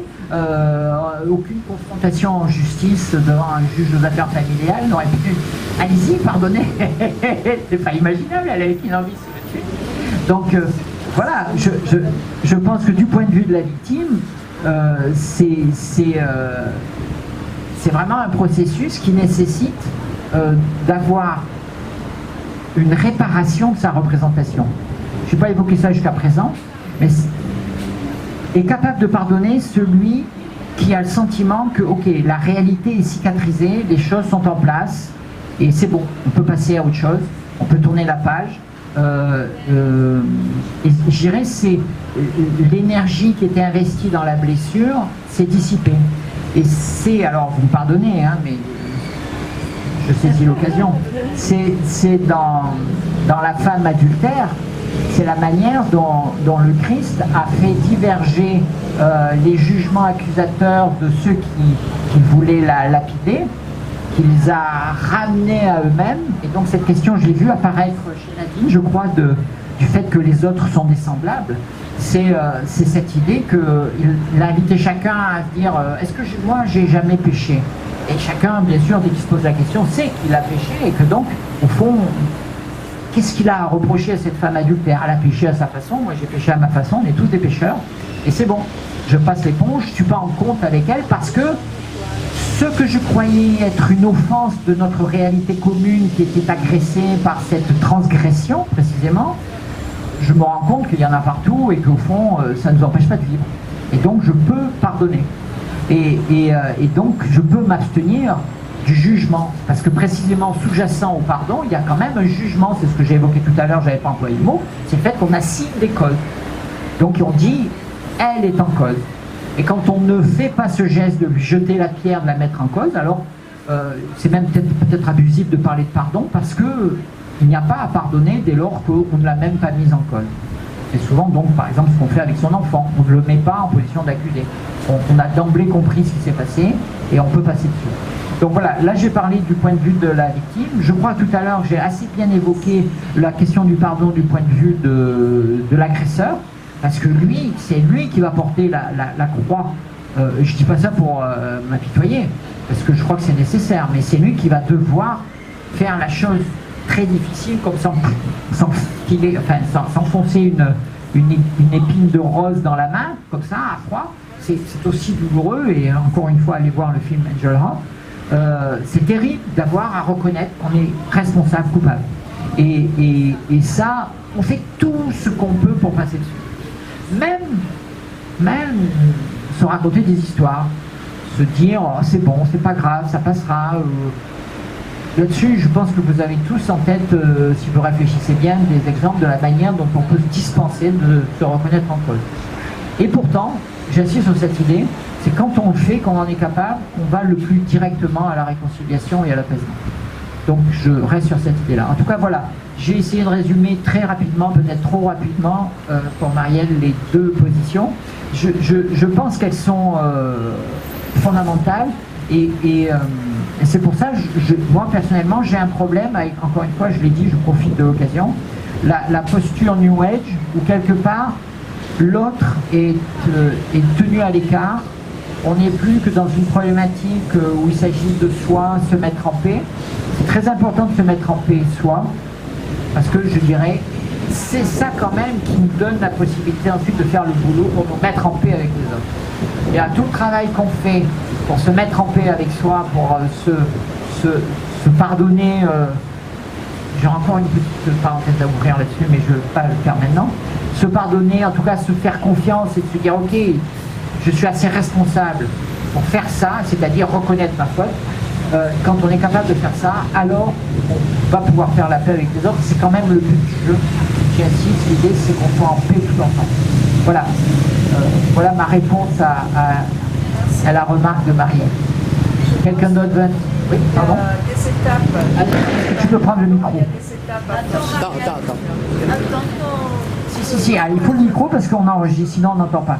Bon, je dis, il y a deux situations différentes, mais en plus, je pense que dans le pardon, chacun doit passer par pas mal d'étapes avant d'arriver vraiment au pardon définitif. Il y a des étapes à franchir. Au départ, je ne sais pas, supposons que quelqu'un vous ait fait du tort. Bon, vous lui en voulez à mort. Et puis, à un moment, vous faites le travail sur vous-même et vous vous dites, bon, il faut que je lui pardonne, etc., pour être bien moi-même, pour ne plus être pollué par ces choses-là. Mais on pardonne, mais à demi, si vous voulez. On pardonne, mais on ne veut pas se retrouver en présence de cette personne. Par exemple. Ça, c'est ce qu'a évoqué Kitty. Oui. Kitty l'a évoqué, ça. Ah, le fait que la personne n'est pas capable de réparer, elle livre des voilà. faux fuyants. Et donc, on passe l'éponge parce qu'on ne va pas s'attarder là-dessus, mais on reste à distance de la personne. Voilà. Et ça veut dire, Kitty, que tu es encore en compte avec cette personne. Ah oui, là, il y a... Simplement, tu mets l'ardoise au loin. Mais l'ardoise est là. c'est une première étape et jusqu'à arriver à l'étape définitive où tu peux parler à cette personne et faire comme si de rien n'était. Bon, même si on n'a pas oublié, même on peut pardonner sans oublier. Ah, le son est perdu. Mais... Pardon, désolé. C'est-à-dire on peut pardonner sans tout de même oublier ce qui s'est passé. Ouais. C'est clair, mais l'image que j'ai utilisée pour traduire cet état-là, si tu permets, c'est juste l'idée que la réalité est cicatrisée, les choses se sont apaisées. Oui. Là où la réalité a subi une violence, un accroc insupportable, c'est en particulier quand on a été agressé et que l'autre ne le reconnaît même pas. Oui. C'est pour ça qu'on on se fait bousculer par une personne qui n'en a rien à foutre, et là on se sent blessé. Et on n'est pas prêt à pardonner à celui-là, on serait presque prêt à l'interpeller. Donc c'est parce que l'ordre des choses a été bousculé. Et on a absolument besoin de l'ordre des choses parce que c'est ça, quand les choses sont à leur place, qu'on se sent en sécurité, se sent en paix avec les autres et que alors on se sent bien. Et c'est pour ça qu'il est important par rapport à ces étapes que tu évoques, que les accros les plus indispensables soient réparés le plus tôt possible. Et le premier, comme l'a évoqué Roselyne, c'est le fait que l'agresseur reconnaisse la violence qu'il a faite. Ça, c'est la première des réparations. Quand il a déjà fait ça, c'est presque déjà alléluia. C'est mon patron de labo qui m'avait souligné le fait que, je crois que c'était Guy Georges, ou un tueur de l'Est, quand il a reconnu le fait qu'il avait tué telle ou telle personne, on pouvait lire sur le regard des parents un soulagement, les yeux humides et de la gratitude. Parce qu'il les avait tout à coup soulagés d'une tension énorme, celle de devoir défendre leur statut de victime. Ils étaient reconnus. C'est un soulagement formidable pour les victimes. On parlait des victimes, mais ça passe nécessairement par cette première forme de réparation du réel qui est que l'agresseur accepte la réalité du fait qu'il est coupable. Donc voilà, c'est une étape, mais au bout du compte, c'est quand même le temps qui va rassurer sur le fait que les choses sont effectivement revenues à leur place pour autant qu'elles le soient. Mais je pense qu'il y a des situations aussi où on arrive à pardonner sans que l'agresseur ne reconnaisse sa culpabilité. Et là c'est difficile, cette étape-là à franchir. J'ai donné l'exemple de ma grand-mère, ça a mis 50 ans, mais ça l'a fait. Voilà. Oui, voilà, c'est ça, c'est le bon exemple. De pouvoir revoir la personne sans pour autant ressentir de l'agressivité envers elle, quoi. C'est possible. Mais les étapes sont dures à passer. C'est rien de dire. Voilà. Merci.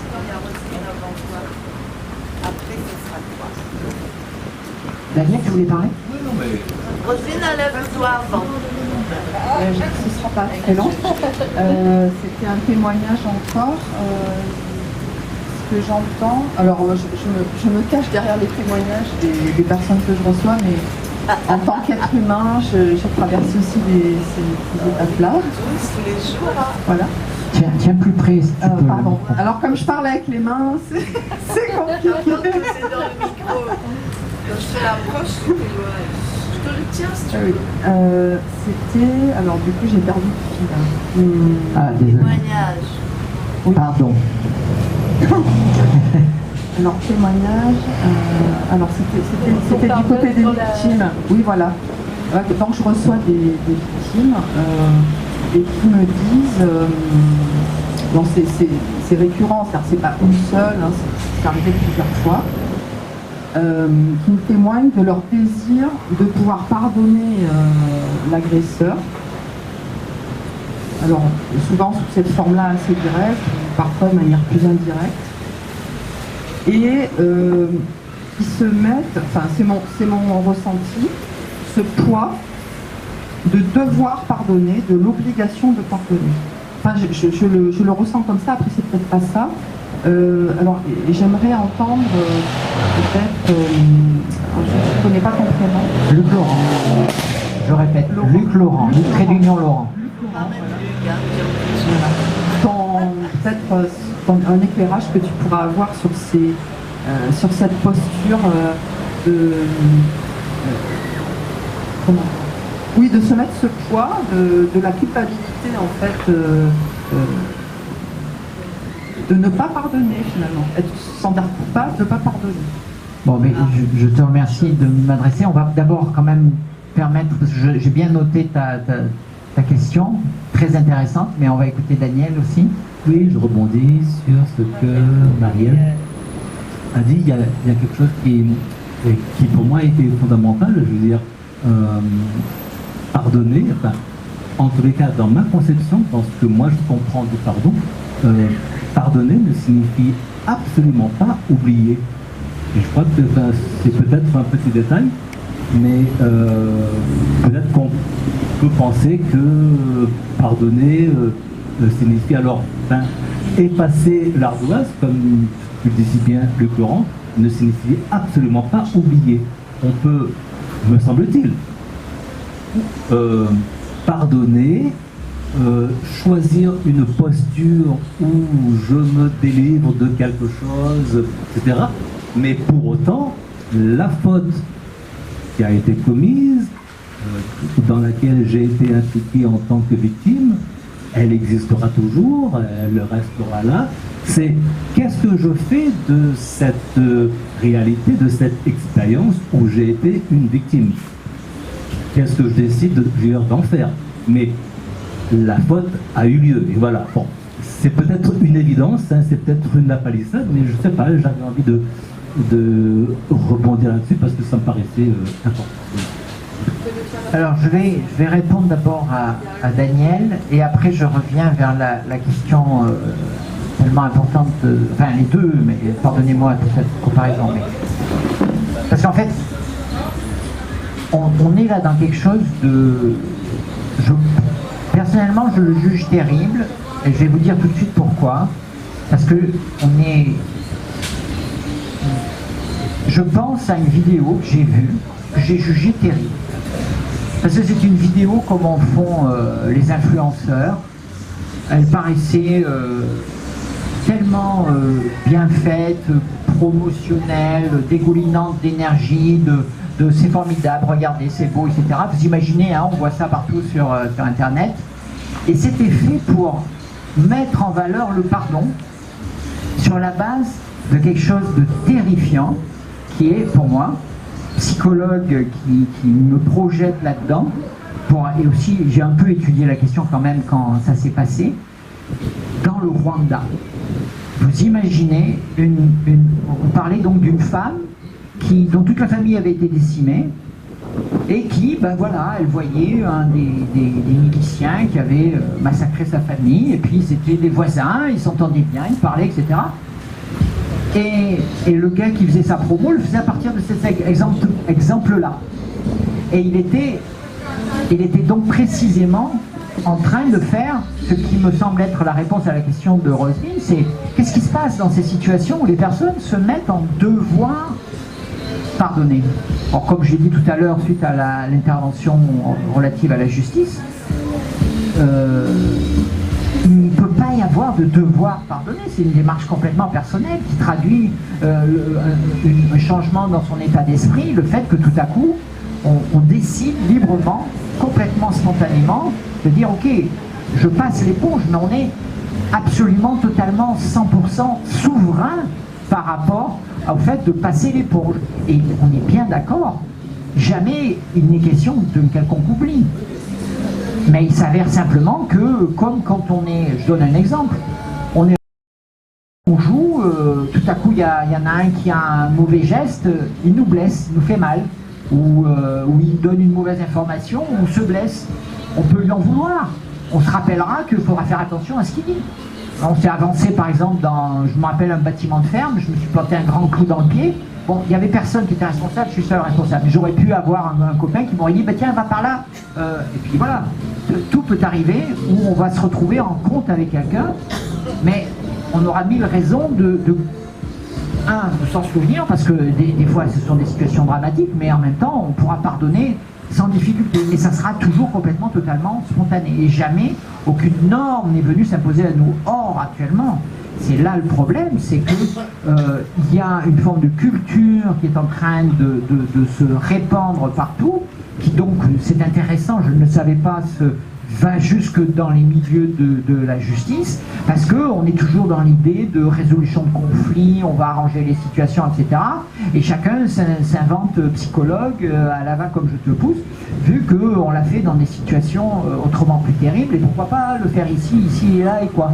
Mais je pense qu'il y a un énorme problème, parce que la chose n'a pas été analysée jusqu'au bout, et on voit donc ce que je considère être pour moi une horreur, c'est cette situation où la norme sociale est dictée par le pouvoir est vous allez pardonner à vos agresseurs parce que c'est la condition du vivre ensemble.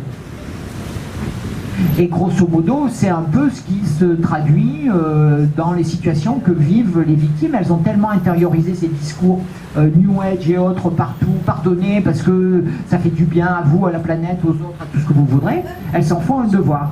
Et je pense que c'est une catastrophe, parce que c'est la garantie de n'avoir absolument rien compris à ce qu'est le pardon. Je t'en prie, le micro est là. Alors, étant effectivement accompagnatrice en fait des victimes, ce que je constate, moi, de l'effet que ça a, c'est mon avis, après je peux me tromper, hein, l'interpréter de manière, c'est une interprétation possible.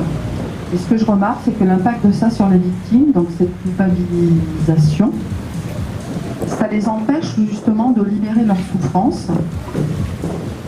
Et donc c'est carrément un obstacle à la guérison, enfin, et un obstacle au pardon, à mon sens, justement. Parce que le pardon, si on le voit comme une libération de la souffrance, à ce moment-là, se culpabiliser de ne pas pardonner, c'est un obstacle fondamental. Enfin, c'est un obstacle majeur. Oui. Quelqu'un veut réagir? Patrice. Tout à fait d'accord. C'est juste une question. Je me demandais si... Voilà, on va pas pouvoir faire durer longtemps. Excuse-moi de te couper, mais si ça doit durer, ça. C'est le karaoké. Je peux poser la question sur le Vas-y, voilà. Est-ce que je me demandais si l'impardonnable existait, en fait? Ah, bonne question. Ça, je dirais, c'est le marronnier de la discussion sur le pardon. C'est en effet, y a-t-il des choses qu'on ne peut pas pardonner? Bravo. On allait l'oublier. Bah, donne ton avis. Je t'en avais déjà parlé, j'avais vu un film que je trouve vraiment beau qui s'appelait The Way, où il y a un père qui part sur les traces de son fils qui est mort en faisant le chemin de Compostelle. Et à un moment donné, les protagonistes tombent sur un clochard qui est arrivé à la cloche parce qu'il a tué son frère lors d'une bagarre parce qu'ils étaient sous. Mais il n'a plus personne pour se faire pardonner, il n'a plus de famille ou quoi que ce soit, et en haranguant ces gens-là, en ayant picolé encore, il leur raconte son histoire, puis il leur demande est-ce que j'ai droit au pardon. Et ça m'a souvent questionné, ça. Je me demande s'il y a des choses qui sont vraiment impardonnables ou si les personnes ne peuvent pas trouver à un moment donné un support, un levier pour pouvoir se faire pardonner. Je peux le faire comme ça. Voilà, donc est-ce que l'impardonnable existe? Et puis il y a, ça rejoint ce que disait Daniel tout à l'heure. On l'entend souvent ces derniers temps par rapport aux situations qu'on a vécues là, ces 2-3 dernières années, ni oubli ni pardon. C'est quelque chose que j'ai du mal à, je ne vais pas dire à visualiser, mais comment tu l'interprètes ça, cette phrase ni oubli ni pardon? Moi je me dis que ces situations qu'on a vécues, forcément à un moment donné pour avancer on doit pardonner certaines choses, peut-être qu'on doit s'en faire pardonner aussi. Est-ce que ça touche essentiellement les gens qui ont été des acteurs de ces situations à un moment donné Voilà. En tout cas, je te remercie d'avoir posé cette question. Je propose qu'on ne cherche pas à aller beaucoup plus loin, mais on va, ceux qui ont à parler pourront le faire. Je propose qu'on vise de s'arrêter d'ici un quart d'heure à peu près, si ça vous convient. Donc je vais tenter une réponse à l'intervention de Patrice. Pour ce qui est de l'impardonnable, donc que tu éclaires bien avec la remarque finale sur ceux qui clament ni oubli ni pardon, je dirais qu'on est dans quelque chose qui pourra faire sujet pour un café ici, c'est la posture victimaire. celui qui dit « je suis victime et je le resterai à jamais ». Donc, ni oubli, ni pardon. C'est la posture victimaire, c'est pas très connu, mais c'est quand même, il faut le dire, je saisis l'occasion, c'est la posture du persécuteur. Je vous rappelle que les États-Unis ont massacré pendant 20 ans l'Afghanistan à partir d'une posture victimaire. On s'est pris 3 tours qui sont tombés, et donc 20 ans de massacre, de guerre en Afghanistan, entre autres. Il y a eu tout le Moyen-Orient qui a pris pour son grade aussi, à partir d'une posture victimaire. Quand on est victime, ni oubli ni pardon, la guerre éternelle au terrorisme, c'était Bush qui l'annonçait. Et donc, c'est souvent dans le monde politique qu'on le voit, c'est souvent dans des personnes politisées qui le font, parce qu'en fait, elles sont dans une stratégie de conquête de pouvoir. Ça ne concerne pas trop notre réflexion qui était centrée sur la psychologie interindividuelle, de relations normales. Donc c'est rare quand même d'avoir des victimes qui clament ni oubli ni pardon. Mais la culture victimaire est tellement développée à notre époque que ça pourrait se voir. Ceci dit, comme l'a évoqué Roselyne, pour le moment les victimes sont tellement influencées par toute cette constellation New Age, du pardon, il faut pardonner, etc., qu'elles s'en font une norme et que donc elles sont certainement pas portées à clamer ni oubli ni pardon. Maintenant, posons-nous la question, qu'est-ce qui pourrait être impardonnable? Je pense que beaucoup de personnes, pensent que ce qu'elles ont fait est impardonnable. Mais je pense que ce sont des égarés. Parce que, alors pardonnez-moi, je parle ici à titre personnel, il y a pour moi ceux qui n'ont pas vu la verticale, c'est-à-dire qui sont complètement à l'horizontale dans les affaires humaines et qui s'y perdent, et qui croient qu'en effet, tous les autres, s'ils savaient ce qu'ils ont fait, les condamneraient, ils se pensent impardonnables et ils se condamnent eux-mêmes en fait, parce qu'ils n'osent pas regarder à la verticale où on peut tout demander à pardonner, dès lors qu'on est dans une sincère repentance. Et donc je donne cet exemple, parce que c'est souvent ça aussi un exemple bateau, mais Jean-Marie Lustiger, qui était un archevêque d'origine juive, a demandé pardon à Dieu pour ce qu'a fait le peuple de France, ou même pour la Shoah peut-être, en tout cas ce qu'ont fait les chrétiens vis-à-vis des juifs pendant la Deuxième Guerre mondiale. Donc il a demandé pardon à Dieu. Et je veux dire, en connaissance de cause. C'était pas un rigolo, il savait de quoi il parlait du point de vue théologique. C'est quelque chose qu'on peut faire. C'est-à-dire, on peut penser les fautes les plus terribles, qui soient de négligence, de violence, qu'on peut faire dès lors qu'on est dans une conscience à la Angel Heart, de l'horreur qu'on a pu faire, mais qu'on la voit et qu'on l'assume et qu'on s'en repent, on peut demander pardon. Donc, je dirais, c'est tout l'importance de ne pas perdre cette dimension-là, parce que c'est là que le pardon peut être assuré à tous, je dirais, et donc qu'on peut arriver à se réconcilier, même quand les circonstances, tu évoquais ce cas d'une impossibilité de trouver quelqu'un à qui demander pardon, même quand les circonstances ne le permettent pas, on a toujours ce dernier ressort que de pouvoir s'adresser au ciel, et donc de pouvoir se faire pardonner soi.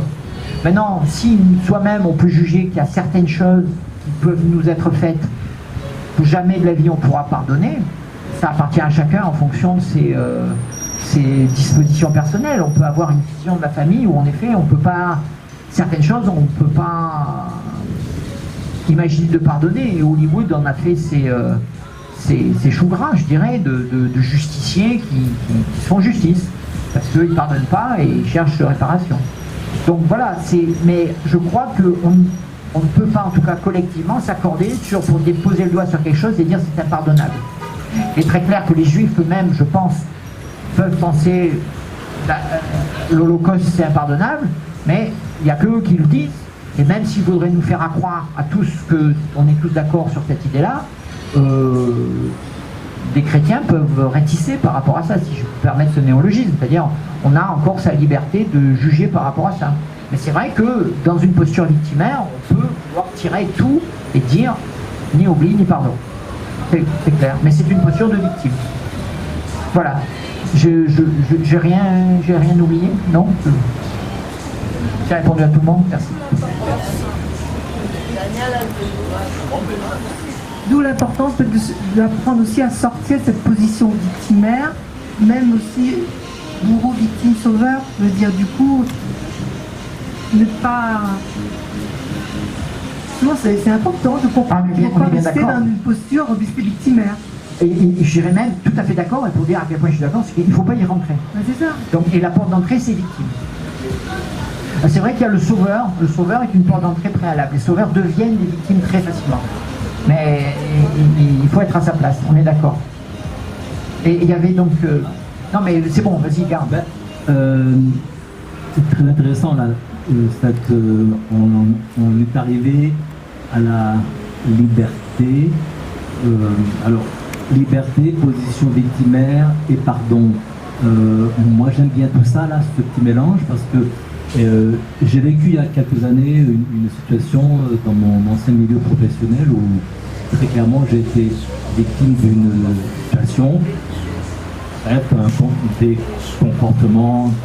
Donc en toute objectivité, en toute honnêteté, oui, j'ai été victime de décisions, puis ensuite tu as été victime de, j'ai pas entendu. Une décision, d'une sanction qui était complètement agir, j'aurais pu attaquer l'entreprise, etc. Et en plus que ça, donc le comportement de mon ancien chef de service, etc. Ouais. Et j'ai jamais pu pardonner en tant que tel, autrement dit, poser un acte de pardon où je déclamais intérieurement ou bien voilà. Mais d'emblée, il m'a semblé important que dans cette situation, pour me sauver, pour me protéger, il fallait que je ne me pose pas en victime. Et là me vient une question, est-ce que le fait de décider sciemment en toute liberté, user de ma liberté de ne pas me considérer comme une victime, est-ce que finalement c'est pas ça le pardon je sais pas, je pose la question. Je veux dire moi là, ça, je veux dire, votre discussion m'a emmené à cet exemple-là. Voilà. C'est une très très bonne question, mais j'y répondrai juste après que Roselyne soit intervenue. Mais c'est vraiment une très très bonne question.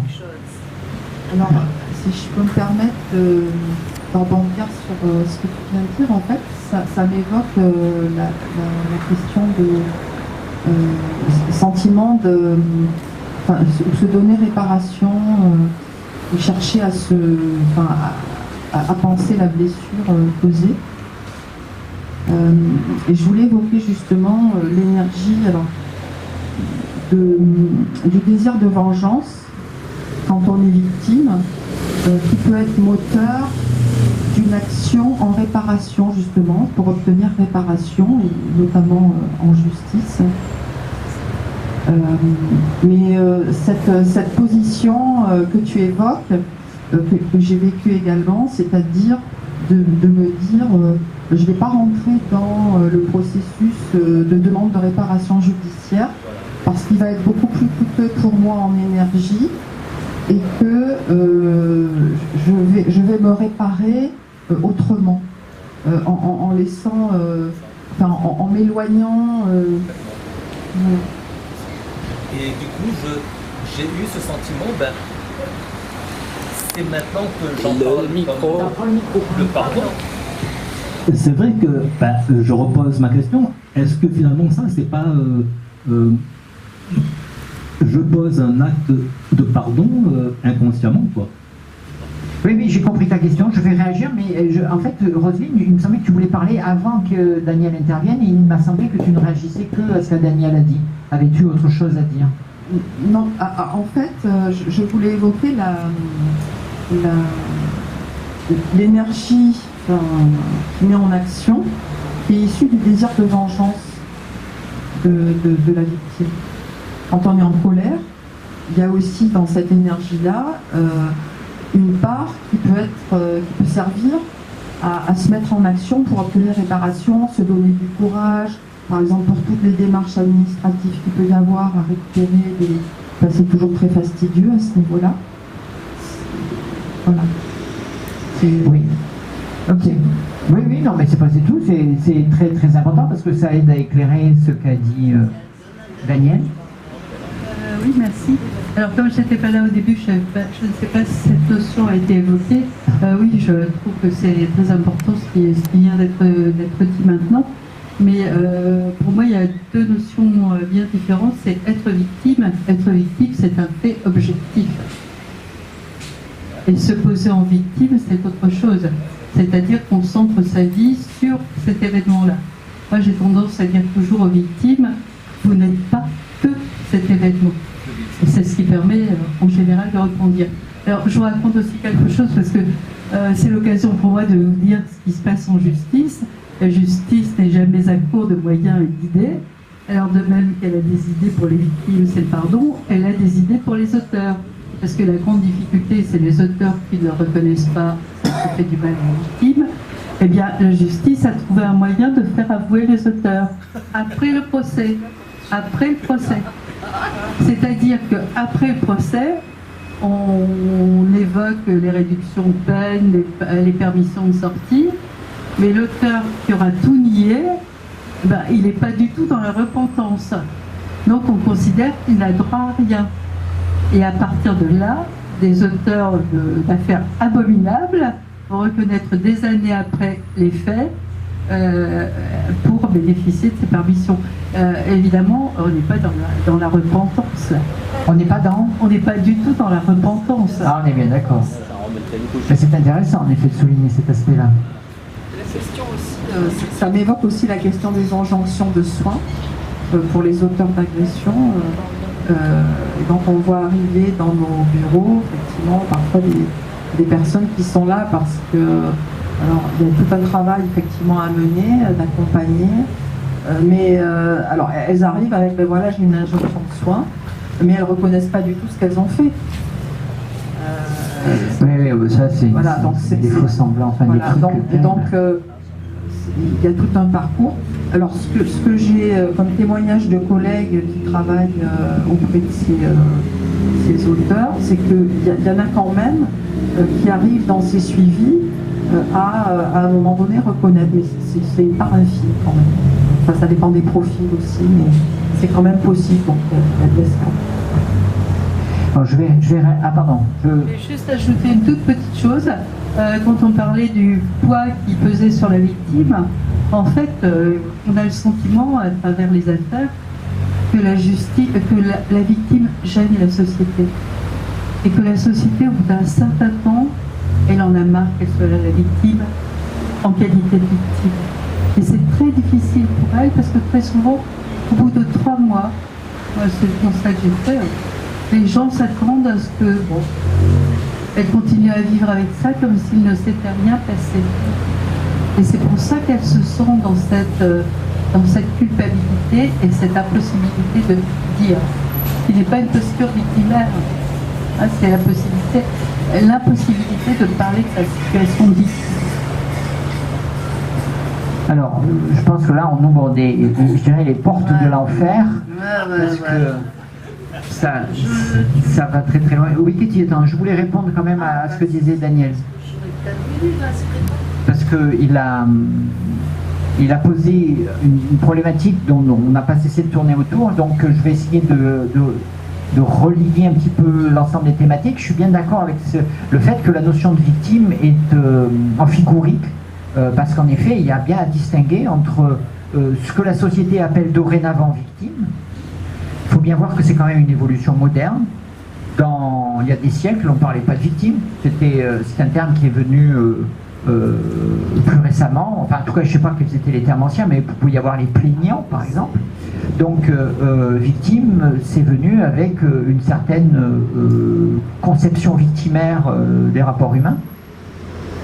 Et donc, il y a ce que objectivement s'est passé vis-à-vis d'une personne qui a subi des dommages, on dira, et qui, moi en tout cas, je m'attache à ne pas la désigner comme victime, parce que je préfère, d'un point de vue psychologique, associer ce terme-là à celui qui se sent victime. Et donc, ce que tu traduisais, c'est le fait qu'en effet, tu as décidé, toi, de ne pas vivre comme victime ce qui t'est arrivé. Donc, tu as considéré les faits objectifs, et j'ai envie de faire le lien avec ce que proposait Roselyne, c'est qu'en effet, dans notre être qui est un écosystème d'habitudes, ces habitudes, tout ce qu'on essaye de maintenir constant pour se maintenir soi-même constant, chacune de ces habitudes a une énergétique plus ou moins investie, et la plus importante là-dedans, c'est l'habitude du soi, c'est-à-dire qu'on pense soi, son être, et c'est celle-là, dans celle-là en général, lorsque le soi est atteint, qu'on trouve l'énergie maximale, l'instinct de survie, on va batailler, etc. Mais à partir du moment où tu es capable de juger de la situation et de dire le soi n'est pas vraiment atteint, et là j'ai une forme d'injustice pour laquelle je ne vais pas payer des 100 et des 1000, m'abîmer moi-même pour essayer d'avoir raison, je laisse tomber, c'est pas la peine, j'ai autre chose à faire dans ma vie que ça. Donc c'est juste par rapport à, en effet, une problématique de hiérarchie de valeurs qui se traduit en énergie disponible pour mener un combat, ou au contraire décider que j'ai pas d'énergie à investir dans ce combat-là.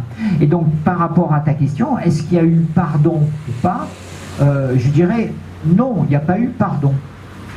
C'est-à-dire que je pense que, comme je le disais tout à l'heure à Katie, par rapport à la personne vis-à-vis de laquelle elle dit j'ai pardonné, mais comme le gars n'a pas fait les démarches nécessaires, je reste à distance. Je pense que ces personnes-là, si tu les croises, tu sais que tu as une ardoise avec elles. Les personnes qui t'ont fait ça. Ouais, je les ai recroisées, mais... Ouais, voilà. Non, mais tu as une ardoise. Alors, puis, à un moment donné, quand l'ardoise est vieille, j'irais un peu comme ma grand-mère vis-à-vis de son mari qu'elle aurait bien voulu tuer. C'est bon.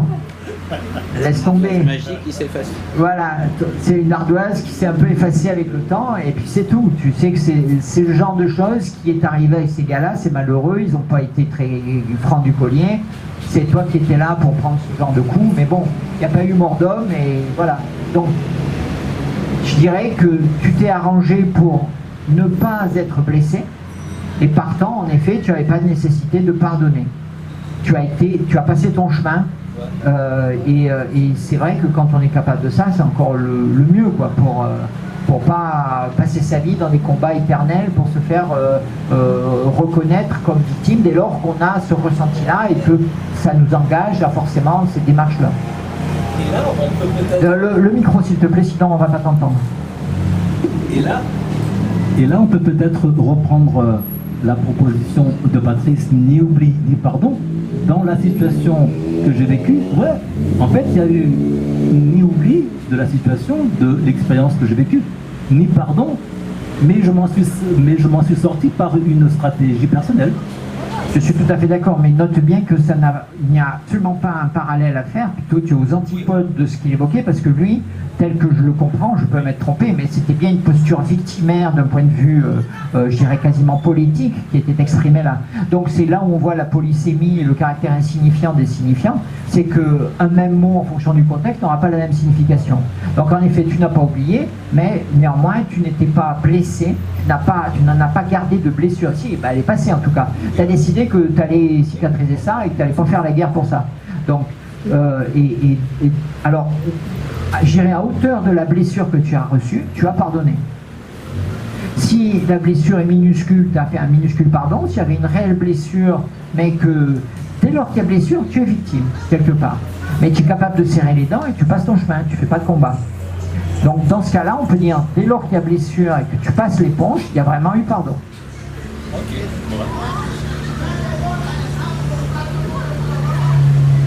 Alors, ce que ça m'évoque, là, ce que tu dis, c'est qu'advient-il des traces de blessure, une fois que la blessure n'est plus là? C'est-à-dire, il peut rester une cicatrice, ou bien il peut rester des traces qui ne sont pas visibles. Et à ce moment-là, qu'est-ce qu'elles deviennent? Voilà. Alors, je pense que tu aurais, toi, des éléments pour répondre, mais moi, la réponse que je ferai, je vais faire sous l'angle que tu as évoqué, c'est-à-dire l'angle de l'énergétique. Il y a des blessures, dès lors qu'elles cicatrisent, elles se referment, elles laissent une trace, et cette trace-là reste dans la mémoire. On retrouve la problématique de l'oubli. Donc, Il n'y a pas d'oubli, parce qu'il y a une trace qui reste là, qui fait que la mémoire reste. Mais dès lors que la blessure s'est refermée, que, pour parler en termes de médecin, il n'y a plus de chaleur, elle n'est pas en train de suppurer, elle n'est plus active, il n'y a plus d'énergie investie là-dedans, et donc il n'y a plus de ressentiment, de haine, etc. Et on peut considérer que la chose s'est apaisée sans peut-être qu'il y ait eu de pardon formel, ou peut-être y a-t-il eu pardon. Mais en tout cas, une trace qui reste n'est pas en soi porteuse de négativité dès lors que le processus est allé à terme. C'est simplement la mémoire, simplement qui reste dans le corps et l'esprit. Est-ce que ça répond à ta question? Voilà, il me semble qu'on peut voir les choses comme ça. Je pense qu'il faut faire le distinguo. Il y en a qui ont des blessures qui ne se referment pas. C'est là où c'est problématique.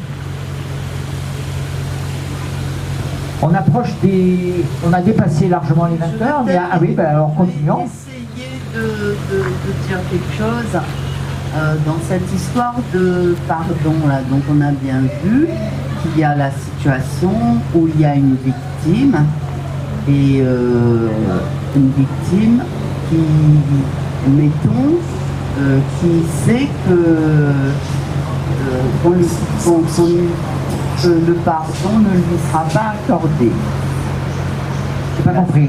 Tu as dit une victime qui sait que le pardon... on va dire qu'il y a une victime et qui est face dans une situation où elle sait qu'elle n'obtiendra jamais le pardon. Mais je comprends pas. Tu parles d'une victime qui veut obtenir un pardon. Non, mais dans les situations qu'on vit tous les jours, on vit ça. Là, il a évoqué son histoire.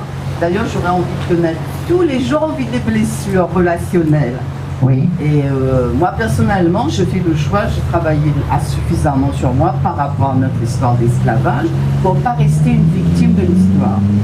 Donc déjà, moi, mais je veux dire, dans une situation, tu as quelqu'un qui a été blessé et qui sait que la personne qui l'a blessé n'est pas en capacité de demander pardon.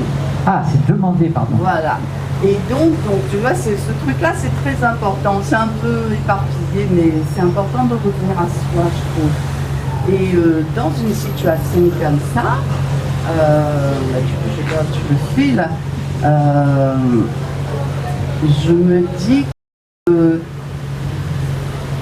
je me dis que dans nos relations, et aujourd'hui je trouve que c'est exacerbé, on est dans des sociétés très violentes. C'est pour ça que je voudrais qu'on revienne à nous, les individus. Parce que dans l'idéal, on ne devrait pas être dans des situations relationnelles comme ça. Parce qu'on n'a pas conscience. Je pense que, moi souvent j'ai dit, moi je ne sais pas, je n'ai pas su aimer mon mari, je le reconnais et je travaille là-dessus. Je lui demande pardon même si je ne le vois plus, tu vois. Et lui c'est quelqu'un à qui je demande pardon. Mais je me mets en situation, moi personnellement dans mon quotidien, de n'avoir jamais à demander pardon. Et c'est ma pratique, hein. Mais par contre, ce que je veux dire, c'est que la conscience qu'on aurait à développer, c'est que c'est vraiment la qualité de l'amour qu'on doit chacun travailler pour soi-même pour ne pas être dans des relations aussi violentes, quoi. Et je suis très contente de connaître ce mot, là, l'agapé, parce que je reviens à ça, cette qualité d'amour-là. Je crois que c'est le travail, moi en tout cas c'est ma quête, parce que comme je reconnais que j'ai pas su aimer mon mari... tu as quoi ton mari, je n'ai pas compris, tu l'as? Je veux dire, par rapport à mon mari, dans ma situation personnelle, je te dis, je lui demande pardon, chaque fois que ça passe dans ma tête, je sais que je lui fais du mal. Et donc moi je me dis, j'ai pas su aimer cet homme-là. Et donc je questionne ma façon d'aimer. Tu comprends? Et c'est une question majeure de parler du pardon, de questionner le pardon, c'est questionner sa capacité d'aimer. Et si on a compris, si on a intégré ce que c'est que l'agapé, on n'est que dans ce type de relation violente. Enfin, je suis tout à fait d'accord, mais Nadine souhaite parler, donc je réagirai après. dire par rapport à ce que tu viens de dire, quand tu parles de qualité d'amour, c'est ce que je ressens, du coup, tu parles d'amour inconditionnel, c'est-à-dire quoi qu'il arrive, quoi qu'on ait pu ressentir, quoi qu'il n'ait pu nous arriver, on aime quand même l'autre. Oui, c'est l'agapé, l'amour qui donne. C'est l'agapé, donc l'amour qui part de... C'est-à-dire c'est vraiment l'amour au-dessus de tout événement. Je veux dire, même si ça... On a pu être... quelqu'un a pu nous toucher, ressentir une émotion un peu... qui nous gêne un peu. Mais au-delà de ça, on reste dans l'amour. C'est-à-dire que la personne reste un être humain qui a droit à de l'amour, à de la reconnaissance, à mon... un frère ou une sœur. À toute ma bienveillance, quoi. C'est ça, en fait. Je veux dire, en fait, c'est vrai que si on développe ça, il n'y a plus de soucis, il y a voilà. C'est ce que je disais tout à l'heure, moi je trouve que le pardon, ça marche un petit peu comme la non-violence. Si on prend soin de soi-même, on prend soin de l'autre. Quoi qu'il arrive, je veux dire, on fait tout pour trouver, pour essayer de comprendre, aller vers plus de compréhension, vers plus d'amour. Moi, je suis ravi que cette conclusion vienne se terminer sur un point aussi magnifique, parce qu'on ne peut pas faire plus christique que ça, pardonnez-moi, je livre mes convictions, mais terminer sur l'idée une réflexion sur le pardon pour dire que le mieux, c'est de ne pas avoir à se trouver en situation de demander pardon. Je suis assez d'accord, je vais quand même mettre un bémol. Il faut voir que éviter de se trouver en situation de demander pardon, c'est la chose la mieux partagée du monde. Tout le monde, pour quelque raison que ce soit, est dans le désir d'éviter d'avoir à demander pardon. Pour des raisons souvent narcissiques. Alors que ce que tu dis, c'est que ce qu'il faudrait, c'est ne pas avoir à se trouver en situation où on doit reconnaître avoir fait violence. Et que la meilleure manière de ne pas faire violence, c'est en effet d'être dans cet amour qui donne, qui pardonne, cet amour surabondant qu'ont les parents pour leurs propres enfants. Mais je sais que la chose est difficile à généraliser à tout le genre humain. Donc il faut être un saint pour être capable de ça, pour tendre la joue gauche après qu'on ait pris une gifle sur la droite. Donc certains en sont capables, il faut aller dans cette direction, il est clair, mais je dirais que ça sera le sujet d'une autre discussion si vous le souhaitez. Je propose que on soit dans les arrêts de jeu et que les derniers mots, les dernières prises de parole se fassent pour qu'on puisse ensuite conclure. Oui, et je dirais, moi c'est ce que je ressens, tu vois, l'amour que j'ai pour mes enfants, ma fille, mon petit-fils, pourtant Dieu sait si ma fille elle m'a pourri la vie, hein. Mais je sais que tu vois, avec elle, j'ai cette qualité d'amour-là que j'ai envie de partager dans mon quotidien avec les gens que je fréquente, tu vois. Et si je rencontre pas ça, ça me fait pas du bien, je m'éloigne. Alors je propose que pour prochain sujet, comme ça sera l'occasion pour tout le monde de réagir, prochain sujet de réflexion, ce soit sur qu'est-ce qu'une victime et comment ne pas être victime. Ça vous va ça comme sujet?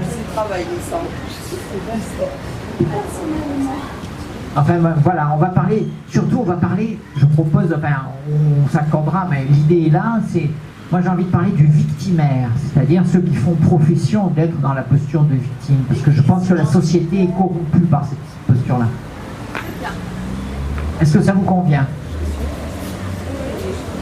Pas d'alternative? Peut-être quelqu'un a une idée qui lui tient à cœur? Non, c'est bon? Une dernière prise de parole? Quelqu'un a quelque chose à dire? Daniel? Tu as quelque chose à dire pour conclure? Non? Écoutez, je ne vais pas essayer une conclusion, une synthèse. Je crois qu'on l'a trouvé tout naturellement avec la remarque de Katie sur l'amour. Je pense qu'on peut s'en tenir là. Nous avons, à mon sens, bien travaillé. Je suis ravi des échanges que nous avons eus. Et encore une fois, merci à Dominique pour la logistique et l'enregistrement. Merci. Qui permet de conserver, de garder mémoire.